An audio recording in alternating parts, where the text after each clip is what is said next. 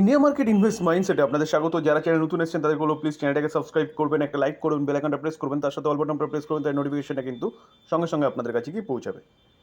দেখুন, ভারতীয় শেয়ার মার্কেটের সবচেয়ে দিগ্গজ কোম্পানি, যেই কোম্পানিটা কিন্তু কন্টিনিউয়াসলি আন্ডার পারফরমেন্স দেখিয়ে যাচ্ছিল লাস্ট 2 থেকে আড়াই বছর, সেই কোম্পানিটা নিয়ে কিন্তু এখন ভালো নিউজ পাওয়া যাচ্ছে।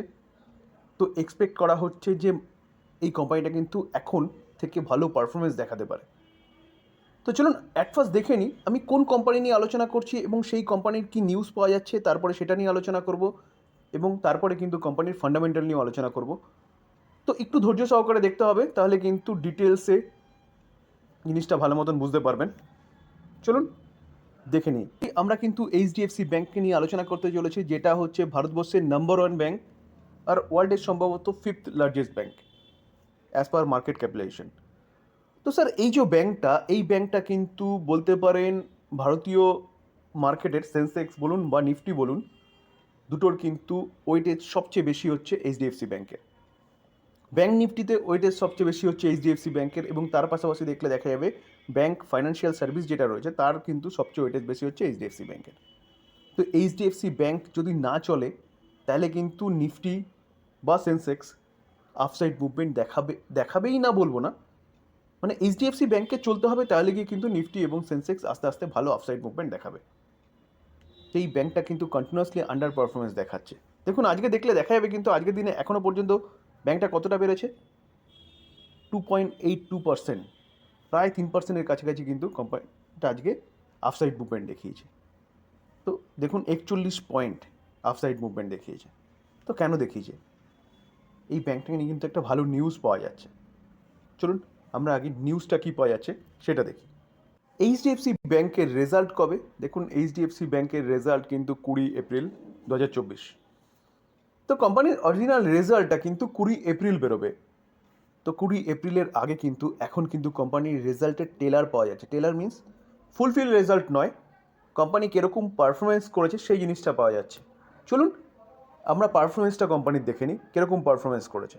দেখুন, এইচডিএফসি ব্যাংক কোয়ার্টার 4-এর কিন্তু আপডেট দিয়েছে, যেখানে বলছে যে গ্রস অ্যাডভান্স জাম্প কিন্তু 55% ইয়ার অন ইয়ার বেসিস। ঠিক আছে, যেখানে দেখুন ডিপোজিট রাইজ করেছে কত, 26% হারে।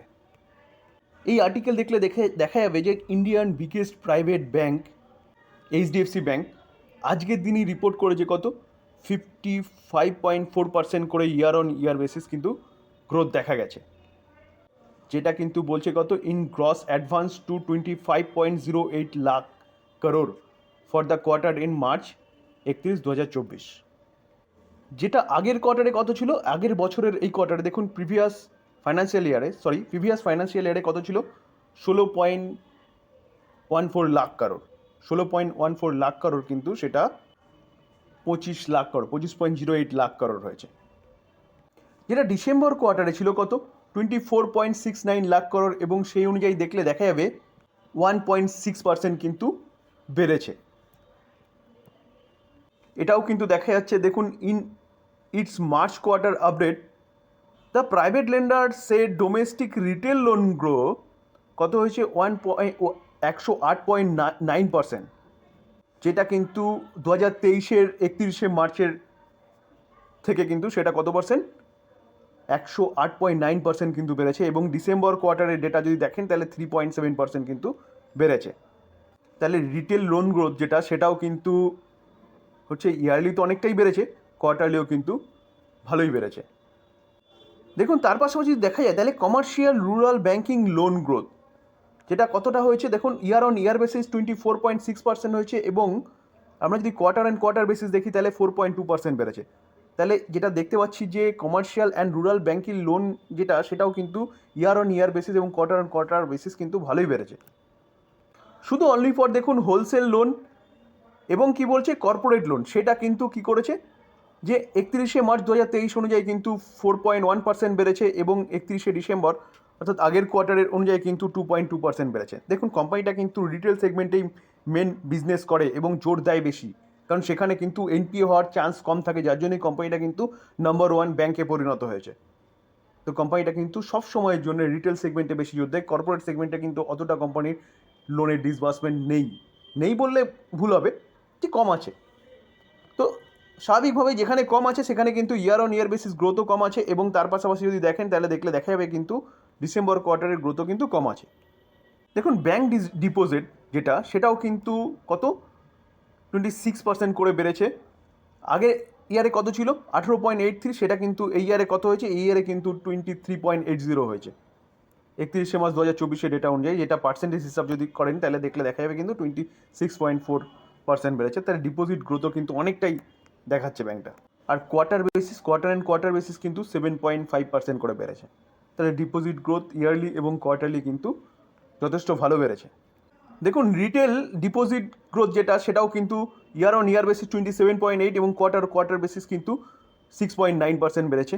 তার পাশাপাশি যদি দেখেন তাহলে হোলসেল ডিপোজিট গ্রোথ যেটা, সেটাও কিন্তু ইয়ার অন ইয়ার বেসিস 19.4% বেড়েছে এবং কোয়ার্টার বেসিস কিন্তু 10.9% বেড়েছে।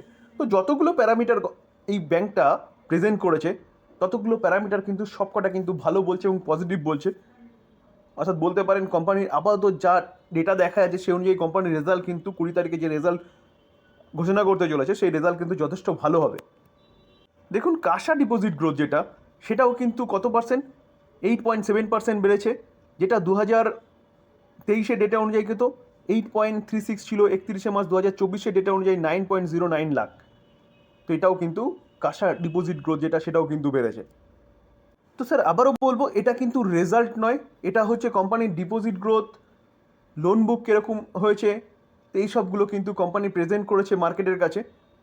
তো এটা ট্রেলার বলতে পারেন। মেন যে প্রফিট, তার পাশাপাশি রেপো রেট বলুন। স্যার আবারও বলবো, এটা কিন্তু রেজাল্ট নয়, এটা কোম্পানিটা তার রেজাল্টের ট্রেলার ঘোষণা করেছে। অর্থাৎ কোম্পানি কীরকম লোন বুক আছে, কীরকম ডিপোজিট গ্রোথ হয়েছে, সেই সব জিনিস নিয়ে একটা ট্রেলার দিয়েছে। তো এই ট্রেলারটা কিন্তু ফুলফিলভাবে আপনি জানতে পারবেন কবে, 20 তারিখে, অর্থাৎ 20 এপ্রিল।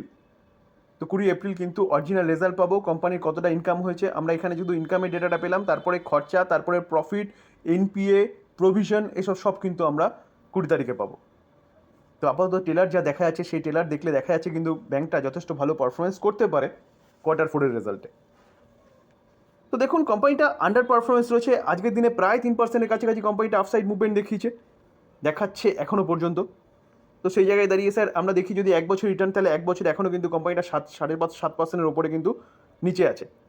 আমরা যদি 5 বছরে দেখি, দেখুন 5 বছরে অনলি ফর 32% রিটার্ন দিয়েছে। আমরা যদি দেখি তাহলে কোম্পানিটা কিন্তু 2022 থেকে কন্টিনিউয়াসলি একই রেঞ্জের মধ্যে চলছে। কেন চলছে? কারণ সেই সময় থেকে কিন্তু এইচডিএফসি লিমিটেড এবং এইচডিএফসি ব্যাংকের সাথে কিন্তু মার্জারের কথা আমরা শুনতে পেরেছিলাম। তো সেই সময় থেকে যখন থেকে মার্জার হচ্ছে, তখন থেকে কিন্তু কোম্পানিটা কনসোলিডেট করছিল। মার্জার হওয়ার পরে কিন্তু ব্যাংক থেকে অনেকটা আউটফ্লো হয়ে গেছে। কেন আউটফ্লো হয়েছে? কারণ এইচডিএফসি লিমিটেড এবং এইচডিএফসি ব্যাংক দুটোই কিন্তু নিফটি 50 বলুন, আপনি সেন্সেক্স বলুন, প্রচুর ইন্ডেক্সের কিন্তু পার্ট ছিল এইচডিএফসি লিমিটেড এবং এইচডিএফসি ব্যাংক। তো যেহেতু দুটো কোম্পানি এক হয়ে গেছে, তো সেই জায়গায় দাঁড়িয়ে একটা কোম্পানি অস্তিত্ব থাকবে, আরেকটা কোম্পানি চলে যাবে। তো আরেকটা কোম্পানি যখন চলে গেছে, তখন কিন্তু সেই কোম্পানি থেকে প্রচুর আউটফ্লো হয়ে গেছে, অর্থাৎ কোম্পানির ঘরের থেকে কিন্তু টাকা বেরিয়ে গেছে। যে ইন্ডেক্স ফান্ডগুলোর পার্ট ছিল, সেই ইন্ডেক্স ফান্ড বেরিয়ে গেছে। তো সেই জায়গায় দাঁড়িয়ে তার জন্য কোম্পানিটা কিন্তু এই টাইম পিরিয়ডে দেখা যাচ্ছে কিন্তু কনসোলিডেট করেছে। তো কোম্পানিটার ইন্টারনালি কোনো প্রবলেম নেই, ব্যাংকটা যথেষ্ট ভালো পারফরমেন্স করে যাচ্ছে। আমরা যদি পিএনএলটা দেখে নেব, তো তখন দেখলেও দেখা যাবে কিন্তু পিএনএলের কোম্পানির year on year basis revenue এবং প্রফিট কিন্তু কন্টিনিউয়াসলি বাড়িয়ে গেছে। তো এখন কিন্তু কোম্পানি ভালো সময় এসছে বলতে পারেন। আর এইচডিএফসি ব্যাংক, এই ব্যাংকটা কিন্তু ওয়েটেজ সবচেয়ে বেশি সেন্সেক্স বলুন, নিফটি বলুন বা আদার্স অনেক ইন্ডেক্স বলুন। তো এই সেন্সেক্স এবং নিফটিকে যদি আরও উপরে উঠতে হয়, তাহলে কিন্তু এইচডিএফসি ব্যাংককে চলতে হবে। এইচডিএফসি ব্যাংক না চললে কিন্তু স্মুথলি উপরে উঠতে পারবে না সেন্সেক্স এবং নিফটি। ফান্ডামেন্টাল স্ট্রং কোম্পানি, চোখ বন্ধ করে ভরসা করার মতন কোম্পানি। চলুন আমরা কোম্পানির একটু ফান্ডামেন্টালটা দেখে নিই। দেখুন আমরা যদি ব্যাংকটার ইনকাম দেখি, তাহলে কত ইনকাম? 1,16,000, 1,38,000। এটা 2019-2020।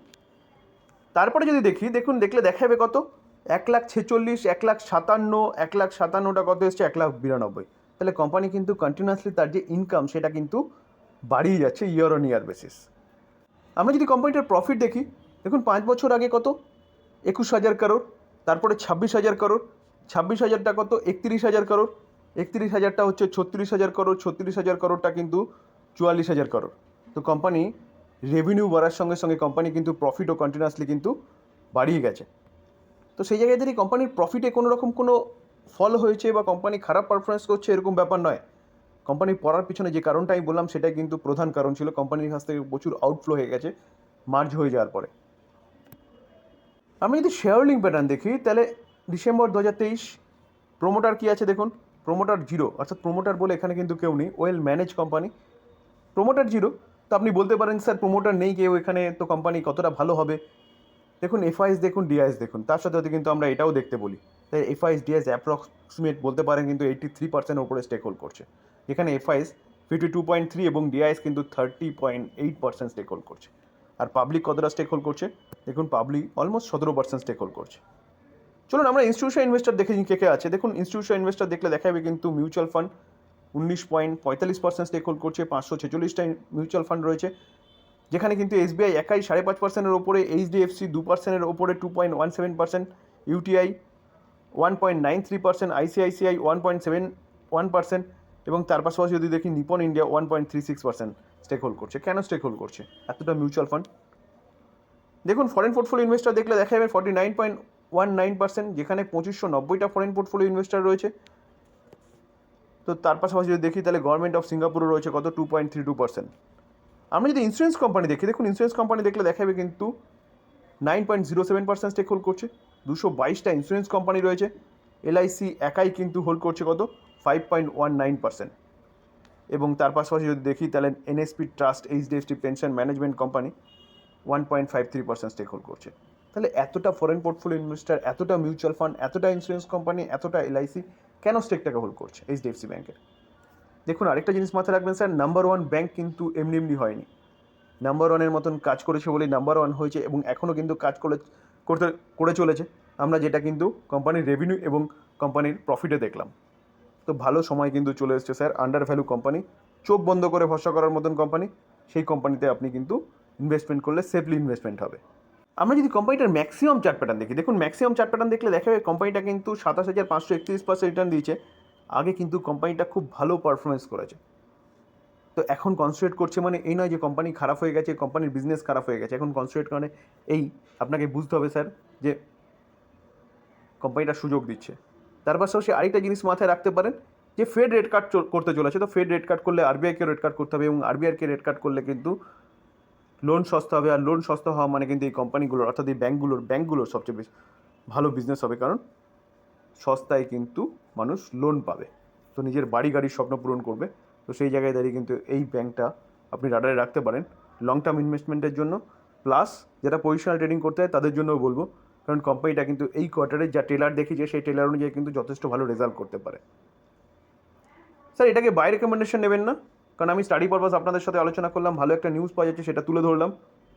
এবার বাই করবেন সেল করবেন পুরোপুরি আপনাদের ইচ্ছায়, বা আপনি আপনার ফাইন্যান্সিয়াল অ্যাডভাইজারের সাথে কথা বলে নেবেন। আলোচনা এই পর্যন্ত। যদি আলোচনাটা ভালো লাগে, যারা চ্যানেল নতুন আছেন তাদের বলবো প্লিজ চ্যানেলটাকে সাবস্ক্রাইব করবেন, একটা লাইক করবেন, বেল আইকনটা প্রেস করবেন, তার সাথে অল বাটনটা প্রেস করবেন, তার নোটিফিকেশনে কিন্তু সঙ্গে সঙ্গে আপনাদের কাছে গিয়ে পৌঁছাবে। থ্যাংক ইউ, ভালো থাকবেন।